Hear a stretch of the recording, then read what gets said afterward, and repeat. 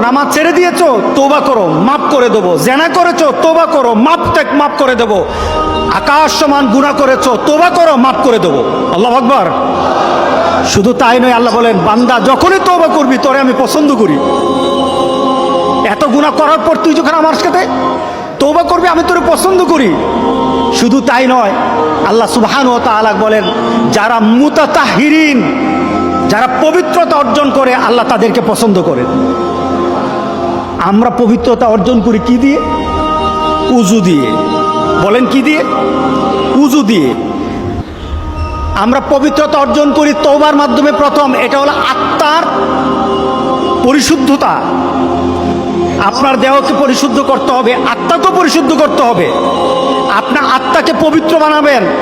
আত্মাকে পবিত্র বানাতে হলে তওবা লাগবে। এটা পানি দিয়ে হবে না, মাটি দিয়ে হবে না। আপনার আত্মাকে যদি পবিত্র করতে চান তাহলে তওবা লাগবে। কি লাগবে? তওবা।